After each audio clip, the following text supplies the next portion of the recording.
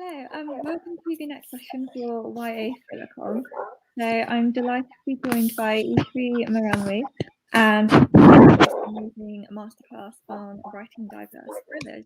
So I will hand it over to you, Isvari.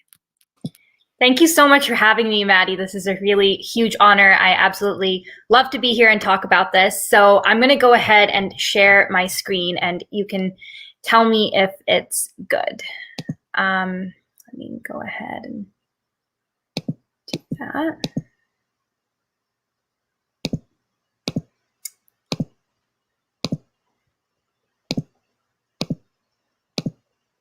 Okay, so everybody should be able to see my screen. Forgive the endless tabs. Okay, so it occurs to me I can't actually see I can't see you, Maddie, when I'm looking at the screen. So just tell me if everyone can see it. Yeah, everyone can see. Yeah. Awesome. Thanks so much. Okay, let's present.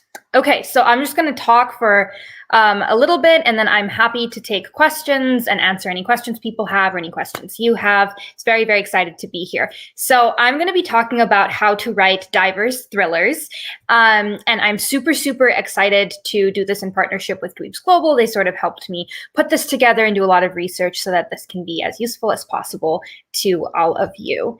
So the outline for today, I'm going to talk about what is diversity, how to research diverse topics, some tips for how to achieve authentic diversity, of course, a do's and don'ts list. I love do's and don'ts lists.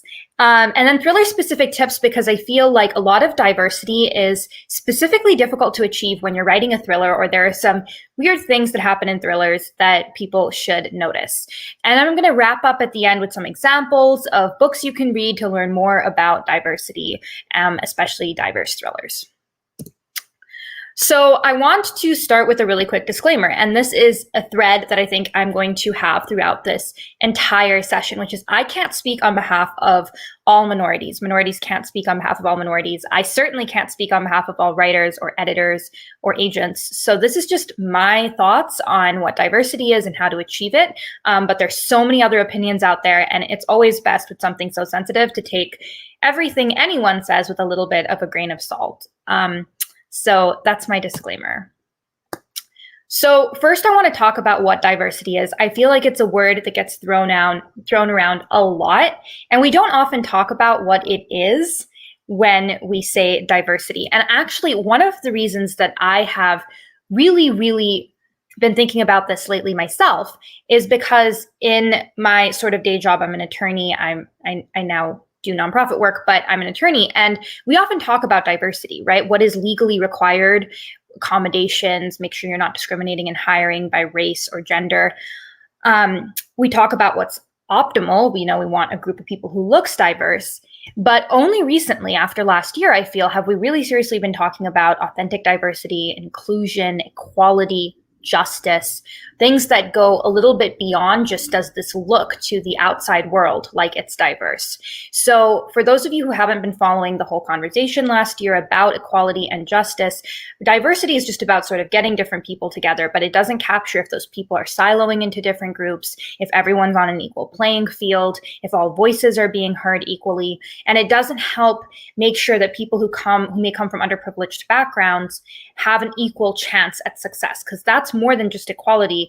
It is justice. You have to actually uplift people who may have come from a harder to achieve background. So when I talk about diversity in literature, when I talk about diversity today, I'm really talking about all of those things and just using the word diversity, because I think in writing we often just say diversity. We don't say justice or equality.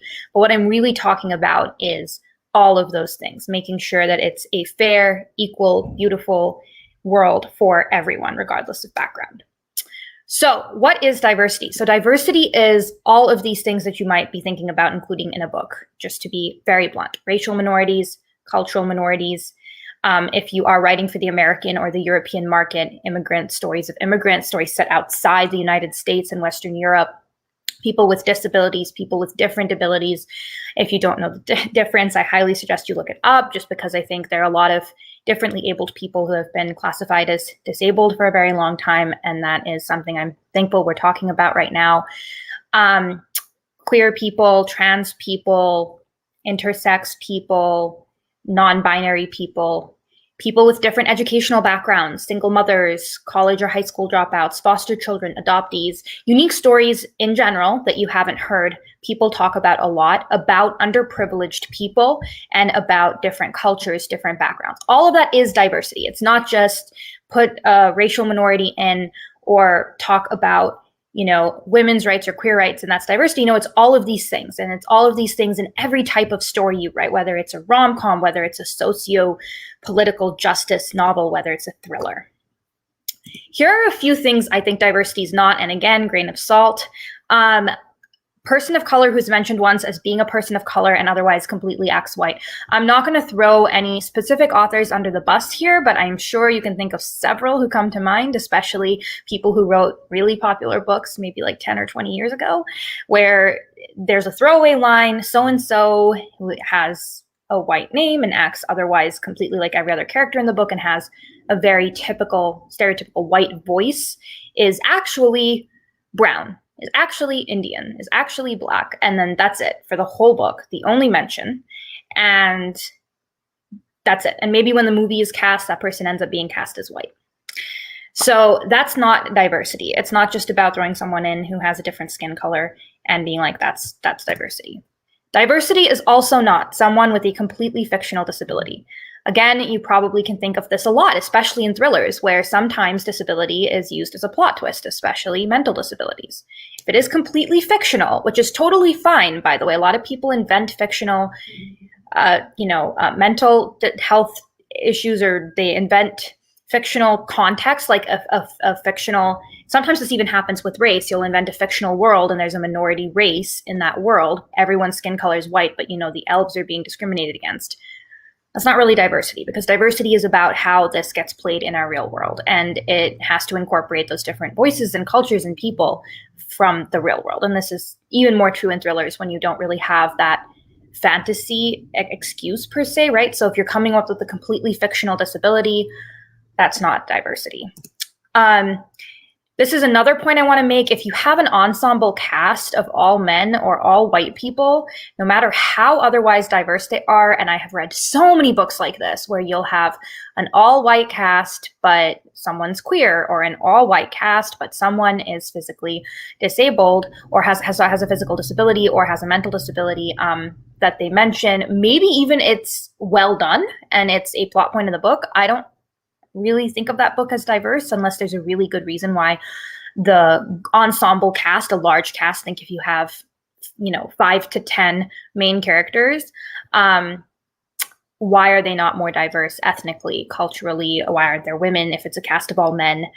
I don't think unless there's a really good reason, like this is a boarding school in a rich area and everyone is white, and that's actually a plot point in the story, that this is a really cloistered, racist school or something like that.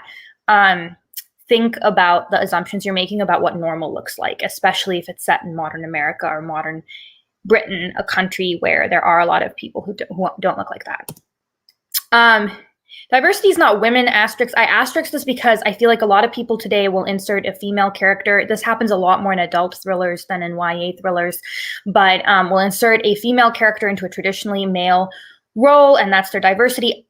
The reason I asterisk this is, of course, women are minorities in a lot of different fields. If you're writing a book that is traditionally a male field, you're talking about the military, you're talking about women's rights and how they fought for, equality in the military. I totally get that, honestly. That can be a diversity point, but most of the time, if you're just like, this person is a woman, that it doesn't necessarily make your book diverse. Republicans, this is, I probably should have rephrased this to be a little less political. When I was editing this last night, I thought this would make the point a little more effectively, but the idea is diversity of thought. I understand where people come from, where they're like, oh, all these books are written about liberal people, or they all feel this way about social justice issues. So my book is really diverse because it talks about people who don't agree politically. Most of us don't really consider that diversity. It's great to have people who think differently, but that itself is not diversity. So moving on, should I have diversity in my books? So I think the answer to this is a resounding yes. You should always have diversity in your books. Here are some reasons why. Your book will be better. I think books are always better when people come from different backgrounds, have different cultural assumptions, look different, act different. People think, they visualize your book in their head. And if they visualize a diverse and exciting world, it's just so much more powerful and so much more authentic. And going with that point, your book will look more like the real world. The real world is extremely diverse. The real world has people of all different backgrounds, colors, shapes, sizes, abilities, interests, not even just these points of diversity, but different hobbies, different backgrounds, different looks, fashion styles. So I think that books just make the reader more feel like they're ensconced in the real world, which is sometimes so important with a thriller. You want them to feel the fear. You want them to feel like they're there. And that really increases if there's diversity. Quick note on historical thrillers and authenticity. I feel like I hear a lot of, well, I wanted my book to be accurate, and it's true that in this particular time period, think Regency England or something like that, everyone was actually white. So there's a lot I can say about this, but no matter how well you write a historical thriller, you are sacrificing some points on authenticity. I've never read a historical thriller where people actually wrote in the language and speaking in the same way people actually spoke back then. Or when movies get made, the obvious example that's always given, right? Women don't have body hair. People sacrifice a lot of little bits of what counts as realistic or authentic when it's things that, you know, are more the societal norm. And for people to use that excuse to not incorporate people of color in historical thrillers, to me, is not a very good excuse. And I hope that the success of shows and spy shows, other shows, even rom-coms like Bridgerton show that it is totally possible to have diversity, even if you're otherwise trying to recreate a feeling from a specific era in history. And if you're not going back that far, if you're talking about World War I, World War II, there were so many people of color who played huge roles in those eras, and their stories are just untold. So I'd encourage you to look into including them in your books as well. These last couple points, your book will touch more people. It will be better for your career. This is just true. It's not necessarily why you should do it, as I end here by saying it is the right thing to do, but in reality, it also is really good for you and good for your writing skills and your improvement, and to touch more people and to impact the market. And of course, people are looking for diverse books right now. And I think it would do really wonderful things for our very diverse teenage audience today in the world to be able to read books that look and sound like them. So controversial quick side note, I've been hearing a lot about own voices, especially on Twitter these days. I know there's been a lot of back and forth. I was recently told that own voices is dead. So I don't actually know all of the details of where this debate sits right now in 2021, but here are some of my thoughts. We need more minority characters written by everyone. The vast majority of authors are still white, vast majority. And so these authors already have successful contracts. They already have successful, agents and successful careers. Please include more minority characters. We want to see, we love the work that you write. We would love you to write about people like us. You're an author, you can write stories about different people, you can make the effort to understand people who are depressed and people who have chronic health conditions and people who have other impairments. You can make the effort to understand queer people, even if you're not queer, or to delve into queer culture. Ensemble casts are important. It is impossible unless you write with enough co-authors to create an ensemble cast that's diverse, where everybody comes from a different background, if you yourself are only from one background. So end of the day, that's going to include backgrounds you may not have.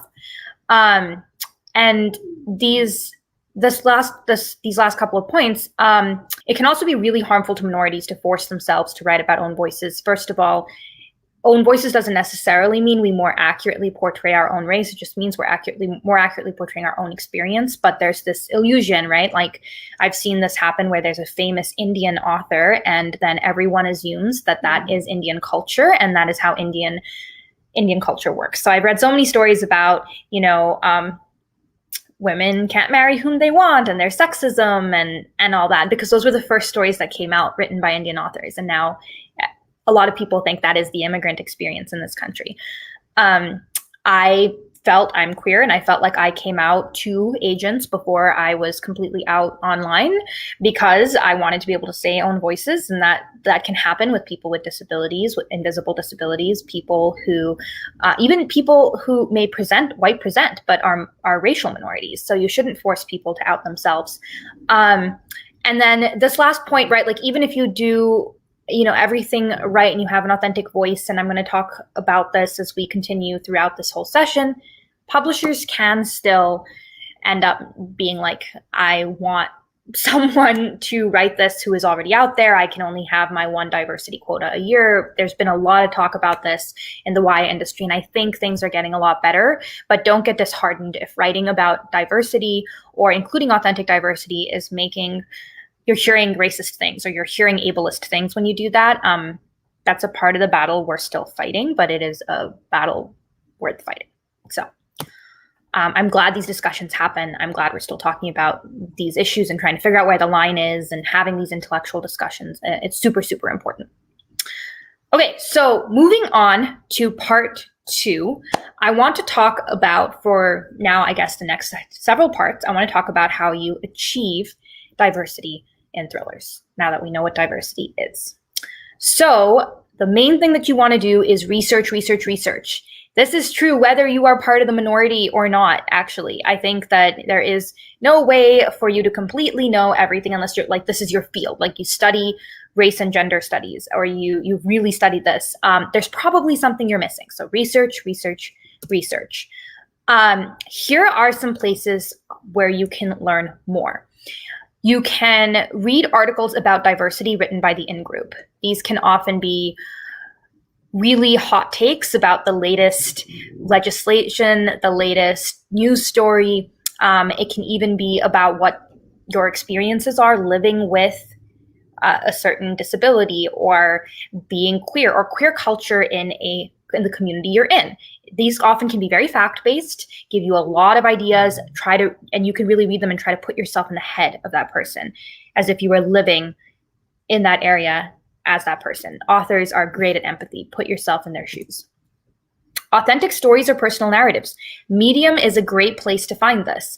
Blogs are a great place to find this. There are people out there who are always writing and talking about their stories and what it feels like to really be them. And even though you are not, and probably should not, in my opinion, should not write stories about, oh, this is definitely authentically what it's like to be a minority if you're not a part of that group, you can really, really get that voice and that idea in your head when you're writing a story a thriller in which one of the main characters or the main character comes from this group.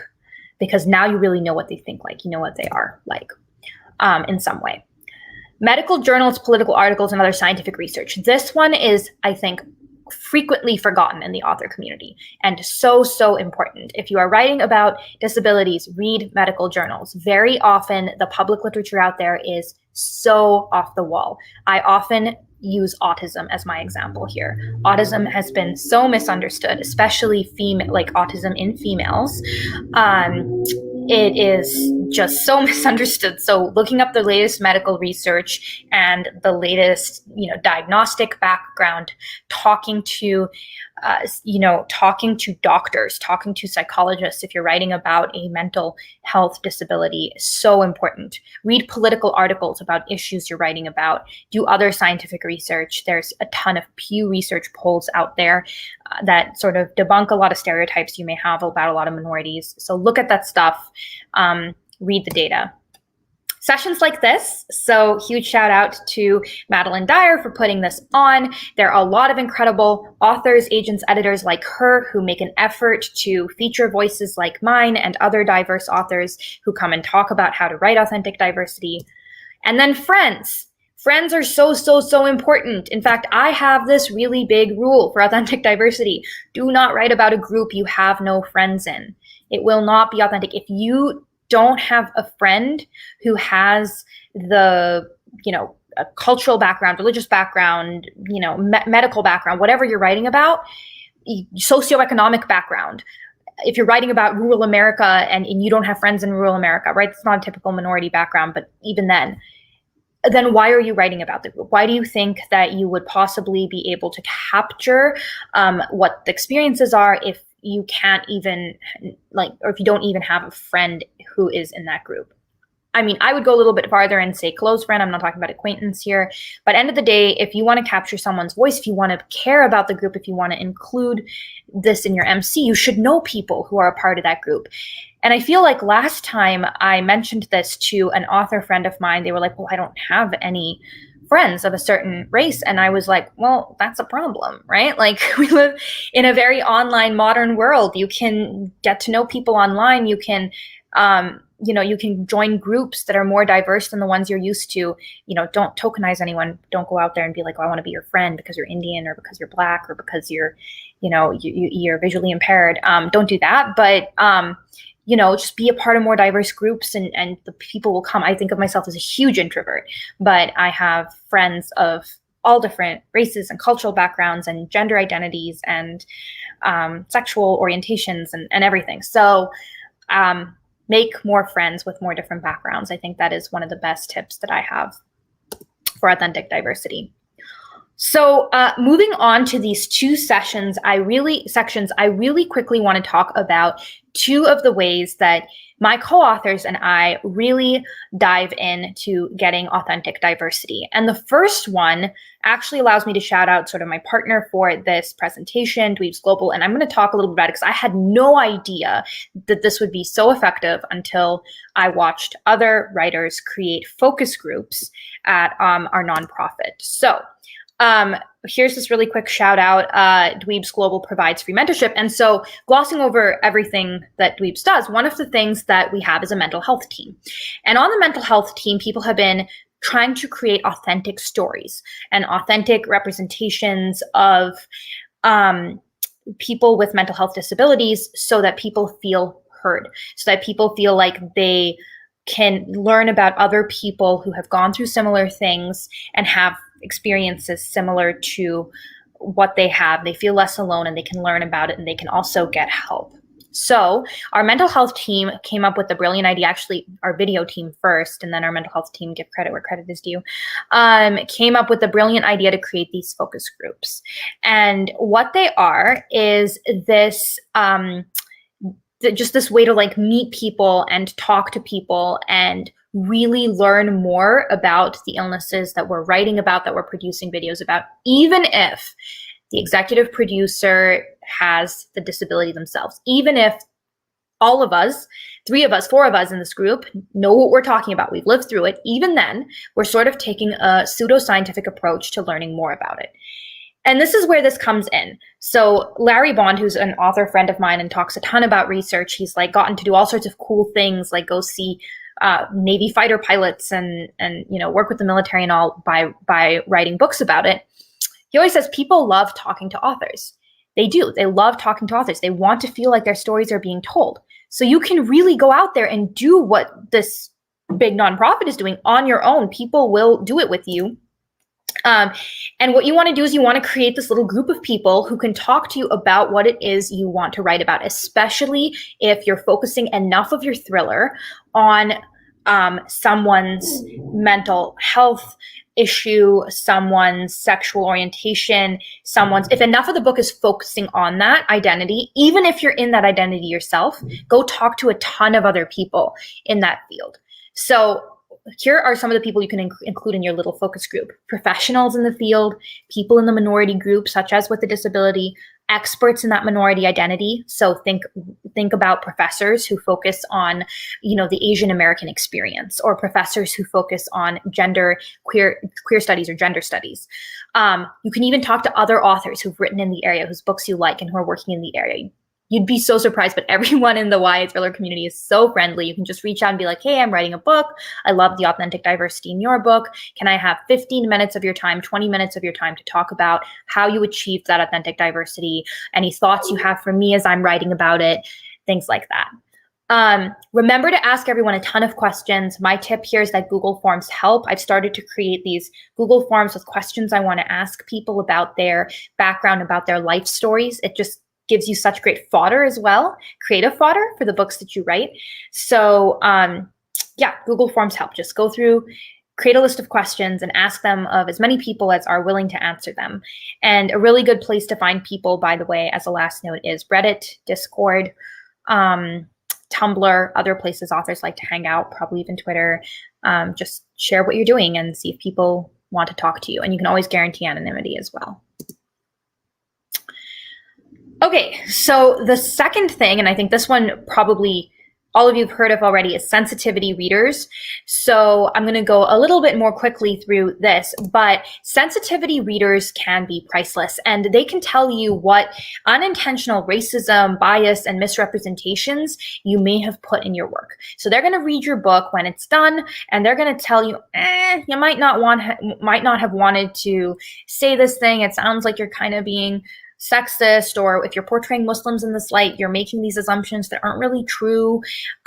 So sensitivity readers, I really, really want to emphasize this point, are professionals. They are not just people who have the minority identity. It can be a little bit offensive to really offensive to just ask someone and be like, hey, you're queer, you're ace, can you just check this book and tell me if it's okay? Because, we're not our identities. We're not professionally our identities. Our identities are just a part of who we are. So, you want to ask a professional. You want to Google sensitivity reader for this topic. And they also know what they're looking for. It is a professional skill they've developed. It's not just being a minority. And if you can't afford them, because some of them can be really expensive, you can do the best that you can with research and with groups and things like that. You can, sorry, my dog is acting up, but you can do the best that you can with focus groups, with beta readers and all, and wait until you have a formal editor or agent to go ahead and pay for a sensitivity reader. So here is one of the things that I feel like I often used to miss, that I ask for now when people read my work, if it's a sensitivity read or anything else, which is I ask about the authenticity of the voice. So it's hard to get minority voice correct. Most books, even those written by minority authors that hit the shelves these days, especially a few years ago, sound white. The reason for this, here's my little story time on editors, is because editors are like, oh, the voice just sounds off. It doesn't sound like what I'm used to reading in a YA thriller. It doesn't sound what I'm used to reading in a rom-com. The reason it doesn't sound like what you're used to reading is because minorities don't talk, speak, plot even the same way as the majority. So often the books that hit the market, that you're emulating, that you're copying, no fault of anyone's, can sound inauthentic. Or they can sound really stereotypical. Think about the number of books out there where some white author has overdone African-American vernacular, or has made stereotypes, or even, the common one where American authors are trying to guess what British people sound like and they're super off. So ask sensitivity readers about voice. Is it authentic? Do the characters speak the way they're supposed to speak? If it is a first-person viewpoint, are they writing about the world the way someone of this background would? Don't treat minority voices as weird. Don't have your one minority character talk, be the only person to use non-English words or talk in a specific way that's weird. And make sure they don't all sound the same, right? So if you have different minorities in the book, don't have all the white characters sound one way and all the minority characters sound one way, or all the, straight people sound one way and all the queer people all be talking about fashion or some stereotype about queer people. That's not a good idea. So always ask to do an additional check about voice. I apologize for my dog. Okay, so I'm going to move on now really quickly to do's and don'ts. Give me a quick sec. My apologies.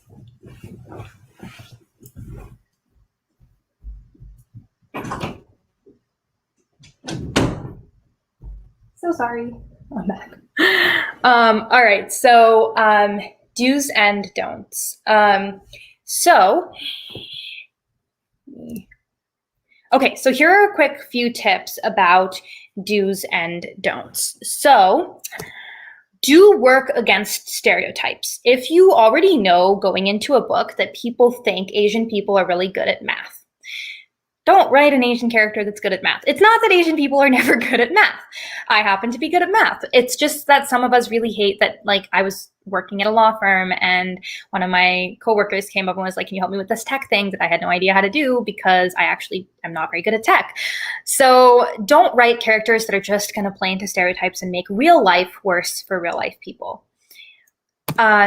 And this I feel like also, and I'll talk a little bit more about thriller specific tips in a bit, but this I feel like really comes up in thrillers because it's easy to create caricatures because you want it. It's because thrillers are usually plot driven, not character driven. So there can be more time spent on the plot and you want people to feel really comfortable and really know who the characters are going into it. So it feels almost easy to work with caricatures. So it takes a little bit of extra effort in a thriller, but it's really important.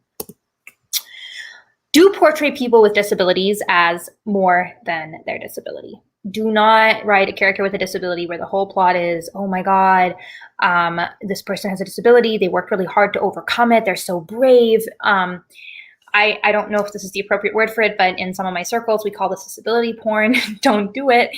Or disability inspiration where, it's really ableist and it's really harmful to people with disabilities in real life. So yeah, just don't do that.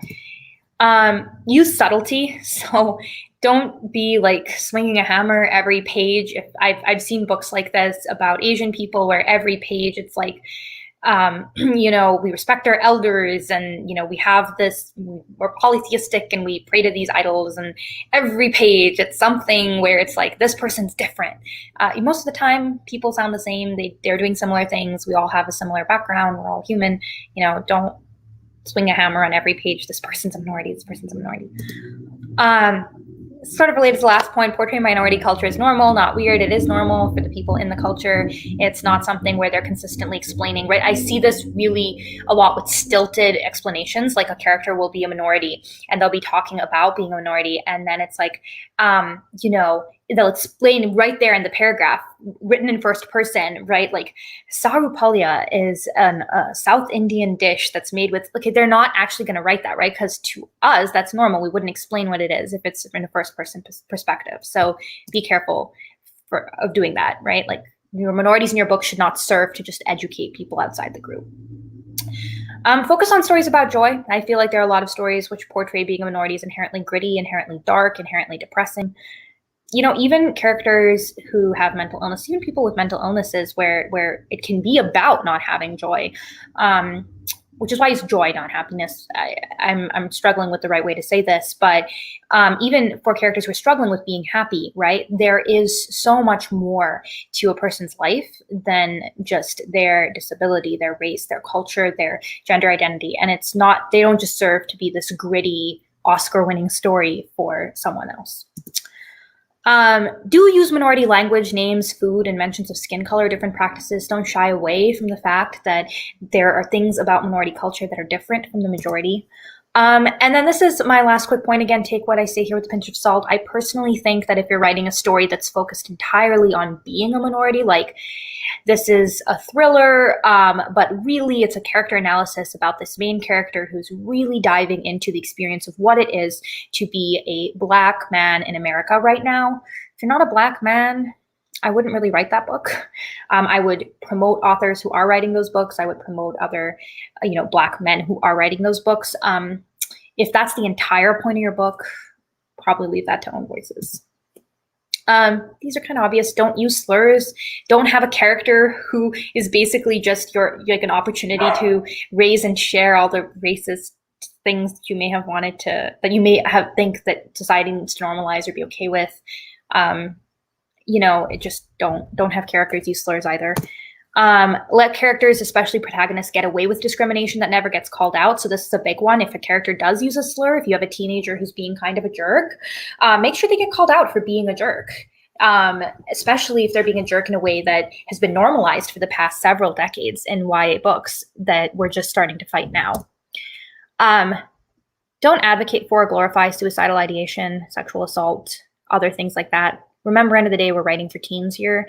And even if we weren't, adults are a lot more sensitive to these things than people may have thought. I think we're talking about this all the time.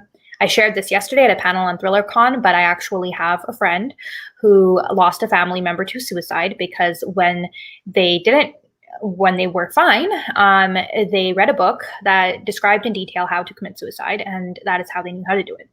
So it is really, really tragic, and it is really, really problematic that sometimes this happens in books and in culture. So I would watch that. Sexual assault is another big one. Trigger warning, please, please, please, if you're talking about sexual assault, and also do not glorify it, because these are books young men are reading, and even young women, about what's okay for their bodies. And of course, young men also go through a lot of sexual assault and sexual abuse. So normalizing it the other way as well, where it's like, oh, cool, if a hot young woman goes and gropes a guy, it's not cool. So don't do that. I mentioned this before, don't make every minority story gritty. Don't make minority stereotypes or extreme versions of themselves. Don't whitewash, right? Like, so if you're talking about a real event, or even if it's just, a police force, which I feel like there are a lot of thrillers that have an ensemble cast of a police force, or a detective agency, or a group of friends at a school who would be diverse in real life. Don't make them all white. Don't take a minority character and make them more white or something. And whitewashes sort of implies race, but really this about anything. Character has a disability, they don't need to get over the disability to do well in life, right? Like that's just a part of who they are. So don't do that with disabilities as well, and don't tokenize. So don't just have a character who's like, I kind of wanted this representation in my book so I could say I did it. If that's your motivation, just don't include it. That is really hurtful, and it does come across in writing. So, okay, part 6, this is sort of the last part, thriller specific tips. So as I mentioned earlier on, I actually think thrillers are their own special thing, and there are some reasons why. So first, remember that fears are different for different people. So when you do those focus groups, when you talk to your friends, when you talk to other authors, remember that fears are super different for minorities. And the big example I can think of here is for racial minorities and for white people. Ask people what they're scared of. I just drove across country in the United States, and I was terrified of small towns with a lot of white people. There are like Trump flags flying, there Trump 2024 flags flying, there were people being racist. I am terrified right now. I'm staying in a very small town in California, and I'm terrified to leave my house. So those are my fears. Those are not the same fears for other people. People with disabilities are often fear people triggering them, people ignoring them, people not accommodating them.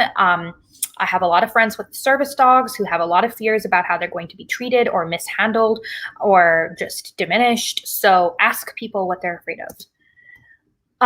You're portraying the out there and the crazy. So the Overton window can be larger. So this is one thing about thrillers, right? Like sometimes you're taking real life, but then you're pushing it.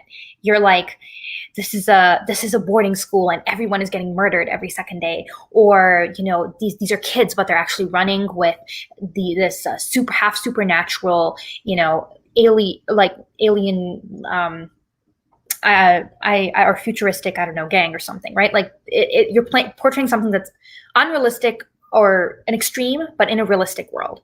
So it's like, oh, it's okay if a main character who's complex is also committing murders. It's okay if, this person has this really dark past that in real life, would you really have a friend like that? Would that really be okay? Maybe not, but this is a thriller. You get away with it. So be careful, because that when you do that, when you expand the Overton window, you're not expanding it in a way that's allowing for more racism or sexism or ableism or discrimination in any way. So I would say that's an additional point, because thrillers often do expand what's possible, but that doesn't mean we need to excuse these things. This is a big, big one. I can't even believe I have to say this. I can't even believe I'm still reading books written like this in 2021. Having a mental illness, being trans, being a minority religion is not a plot twist. It is just not, and it should be part of the character from the get-go. Especially mental illnesses, because I see this a lot, and I'm a huge mental illness advocate. So it might be that particular one, I'm a little bit more of a stickler than you should be. Again, grain of salt, but it's not a plot twist. Somebody's identity is not a plot twist. It does not serve to be your plot twist. it just doesn't. And if you're going to have it where it's like, it's a psychological thriller, right? So you find out something at the end of the book. There are books that do this really well, where you're in the head of the main character and they are missing something. But that could happen even if someone is, someone is completely abled or normal. This could completely be the same case, right? So treat it with the same respect as you would a character who you think of as normal, as like you. Treat it with the same respect if they have, a diagnosed mental health illness, or if they are non-binary or genderqueer. That itself shouldn't be like the plot twist. It can be a plot point, but it shouldn't be like the twist. Bad guys need to be bad. This is just the point that if someone is a racist, sexist, terrible person, don't make them be like a surprise hero and it was totally okay. They were racist and sexist. This is still YA, this is still creating the next generation of people. Author's notes can be your friend. So if you write something from a background of somebody you don't really agree with, if you're like in the head of the villain, for example, an author's note at the end just saying that you don't condone the sorts of thoughts that they were having, or that you don't condone the racism or sexism that individual characters have, they can be really valuable. And yeah, I have these sort of special notes at the end I wanted to quickly touch on. First, on mental health portrayals. There are a lot of mental health illnesses that I see in thrillers these days. It's a very popular plot point. I see almost no thrillers who accurately talk about what it's like living with it. And that really, really saddens me. And I just have so many family members and friends who go through these things and they read these books. And I just be careful with mental health portrayals. Please do those focus groups or that research, or just, be careful. If anything, it would be so great to see a competent protagonist stereotype,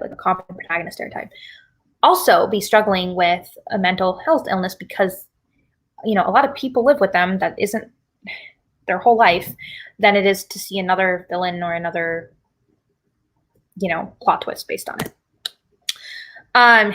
This is a big one to me. Maybe if this is the one tip that you take away from all this, please take this one. If you live in America, or actually anywhere in the world right now, and you probably didn't miss last year, and so a special note on police procedural, spy shows, terrorism, and more, please stop writing stereotypes on this. If you're writing a police procedural and you're just glossing over Black Lives Matter or how terrible police forces can get, that's just wrong. It's just inexcusable. If you're writing a spy show where it's like the CIA and the NSA are like tapping into a whole bunch of things, and they're like, spying on these people, and they're doing, unconstitutional assassinations or whatever of minorities, or doing drone strikes, it's just insensitive. If you're doing a terrorism plot and it's like the Muslim family, and there's this like plane that's about to crash. I actually recently saw a book come out about this, where it's like plane's about to crash, and there's another terrorist plot, and it's another plane plot. Why are you, like, I don't know, maybe I feel stronger about this than I should, but why are you doing this? It's 2021. People are still out there making my life hell and my Muslim friends' lives hell, because so many people are still afraid of us. So please don't contribute to that. It's just, it's not a good idea. So yeah, those are my thoughts on thriller diversity. I wanted to, just before I ended, talk about examples of thrillers people should read, YA thrillers people should read, and just other books people should read when trying to learn more about diversity. And I wanted to make a few points about it. So this is so grain of salt. This is just my 2 thoughts. And I have nothing but immense respect for all these authors and all the hard work they've put into their writing. I'm just giving examples of how you can educate yourself and, learn more about the field. So my first example is Monday's Not Coming. You've probably heard of the book. The reason I give this example is because diversity is complex. That is an example of a book that I think portrays some forms of diversity, racial diversity comes to mind, very well, and other forms of diversity, especially mental health, not that well. So I don't want to spoil the book or anything, but I would read books where people are diverse in multiple ways, and then listen to review groups where they're talking about it, because a lot of we talk a lot about intersection. It's super important, right? Being a white woman and being a like minority man, right? Neither of those is going to get at being a minority woman. Having a mental health illness and being white is very different from having maybe the same mental health illness and being a person of color. Like I can tell you, my community, the Indian community, deals very, very differently with suicidal ideation, depression, etc., than the white community does. So it's really important to get at that. It's really important to hear feedback. The second category of thing I think you should read, Silence of Bones, Surrender Your Sons, just good books that, you know, that are great books that also have, these are good YA thrillers that also have good diversity and that are written by the person in the in-group. So own voices, but also just people who are writing about their real fears and their real thoughts. And The Silence of Bones, actually, the author mentions that she was writing it as a homage to her background. And so reading books like that's always a really good idea. Number 3, read book perspectives you never ever plan on writing. It's not just that you should read to research, you should read to learn how other people write and portray their experiences or the experiences of people around them. Not So Pure and Simple is one of the best examples of this. I find the book difficult as a woman, but it is well done and it explains a lot of things, and it's, you know, the target audience I think is men, young men, and I think that it portrays an important story, and it's not a perspective I would ever write. And it's done so well for a book that has a lot of sexism in it. It portrays it really well, and there's a wrapper, like, you know, it's not portrayed in a way that's problematic. So highly recommend it. Even if we break, so the fourth category I would say is read questionable books. I probably should have given an older example here. You know, J.K. Rowling's books come to mind. You know, Twilight comes to mind famously, right? Like stalker behavior and like no diversity and all that. But even if we break is a more recent example, it is a questionably done book for diversity purposes. You can read a lot of reviews online. I don't really want to spoil it or give my like editorializing, but I do think that it's a book that's, you know, that people have criticized for the way it tokenized or handled minorities. So, you know, read those books, see what they did wrong, see why people felt like that, so that you don't make those mistakes. Number 5, read classics. Pearl S. Buck, Khaled Hosseini, the first writers who came to the Western world and shared their stories of their background with people. The Hate You Give is something I consider a classic now. Adult novels, books outside genre, so that aren't necessarily thrillers. Not So Pure and Simple is actually not a thriller. So just read books outside genre that give character to identities and things like that. And then always check out authors at events like this, because those of us who come here usually really do want to help people and are trying our best to figure out how, you know, where the world is going. And I would be remiss if I didn't shout out Darling, which is Kayla Ancrum's new book. So read authors who come to these events, because we're like really trying to help and we're really trying to do a good job and we're really trying to make the world a better place. So support us too. Okay, so that is all that I have in terms of a presentation. I would love to take questions, or Maddie, if you have anything to ask me as well. I do want to shout out Dweebs Global, especially our fiction writing careers team, for helping me create this presentation and for providing so many resources and support.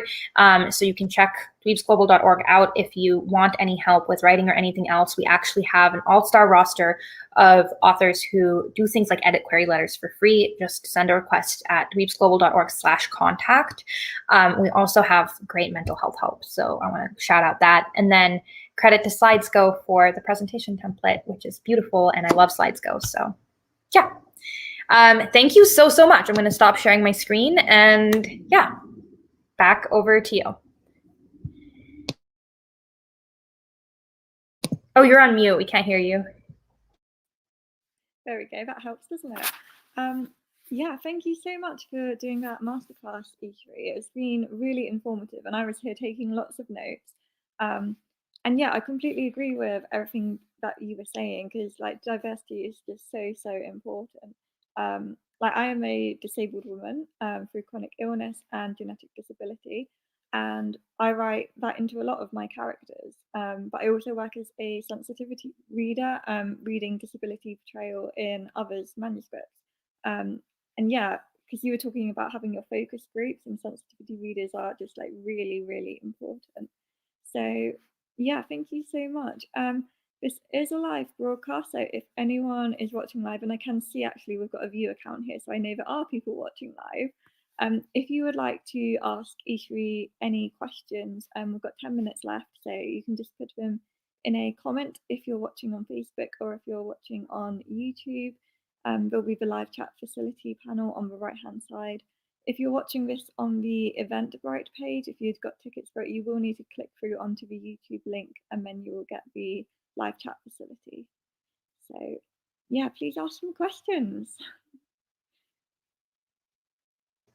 And just while we're waiting for questions to come in, I'm curious, I would love to hear your thoughts on at what point someone is sort of, how did you decide to be a sensitivity reader? If somebody wants to become one, how do they decide how to do it? And then how do they handle awkward situations? Like if somebody asks for advice and then ignores it, how hard do you push? Because I've struggled with this. I've been asked to sort of sensitivity read other people's books, and I'm always a little bit iffy on that.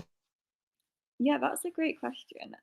So I never sort of officially set myself up as a sensitivity reader. I was very active in groups, and I do work as a professional editor as well. So I was getting some other editors who were editing manuscripts by clients who had disability representation where the character had the same genetic disability that I do. And those editors just put them in contact with me just purely by coincidence that they knew me. And they wanted to know if this was an authentic representation or if it fell into any stereotypes.